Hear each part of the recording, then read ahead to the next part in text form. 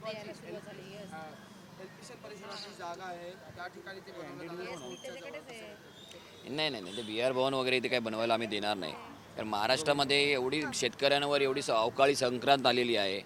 मुलांचं शिक्षण महाग झालेलं आहे, महागाई वाढलेली आहे, तरुण बेरोजगार झालेले आहेत, अनेक गोष्टी आहेत. ह्या गोष्टीकडे लक्ष द्यायचं सोडून ते 314 कोटी 20 लाख रुपये वगैरे खर्च करून काहीतरी बी आर भवन बांधणार आहे.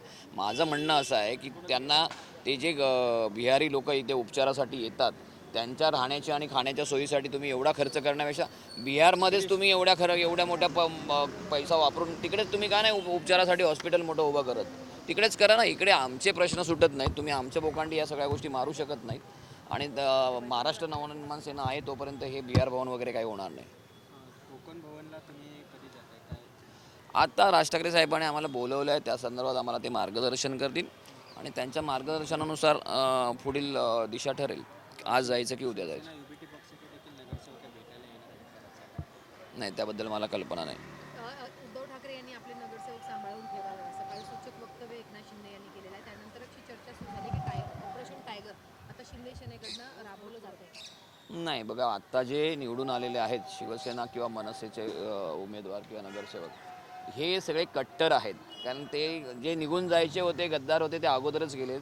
आता जे निवडून आलेत ना ते शाखांमधले कट्टर सैनिक आहेत सगळे. त्यामुळे ते कुठे हलणार नाही. ते ऑपरेशन टायगर वगैरे हे काय लागू पडणार नाही, ते फेल जाईल त्यांचं. त्यामुळे त्याची काही भीती नाही. मी बघा ना, मी रोजपणे क्रिकेट खेळतोय, सगळं खेळतोय आणि हे यांच्या नगरसेवकांना डांबून ठेवलेलं. आमचे नगरसेवक मस्तपैकी मी काल रात्री क्रिकेट खेळत होतो. अशी देखील सकाळपासून चर्चा सुरू झाली आहे की भाजप आणि ठाकरे गटाची पडद्यामागे चर्चा सुरू आहे शिंदेना शह देण्यासाठी. कारण शिंदे सध्या त्याची बार्गेनिंग पॉवर भाजप आणि ठाकरे गटाची अशी पडद्यामागे चर्चा सुरू होती. नाही, याबद्दल मला खरंच काही कल्पना नाही. साहेब, मुंबई 6 नगरसेवक आपले निवडून आले, त्यासोबतच KDMC म्हणजे कल्याण डोंबिवली महानगरपालिकेत सुद्धा आपले नगरसेवक आले. ते त्या दिवशी शिवतीर्थकर सुद्धा भेटून आले. म्हणजे आता राऊतांनी असं म्हटलंय की आमच्या ठाकरेंच्या शिवसेनेच्या नगरसेवकांना तर संपर्क केला जातोय, पण मनसेच्याही नगरसेवकांना शिंदे गटाकडून संपर्क केला जातोय, गळाला लावण्याचा प्रयत्न आहे. तुमचा त्यांनी निवडणुकीच्या आधी देखील अर्ज मागे घेण्यासाठी पण बरेच प्रयत्न केले, मनसेच्याही केले, बऱ्याच इतर पक्षांचेही केले. त्याप्रमाणे आता जर काही करत असतील तरी आत्ता कोणी आमच्या पक्षातला कुठलाही नगरसेवक त्याला भीक घालणार नाही.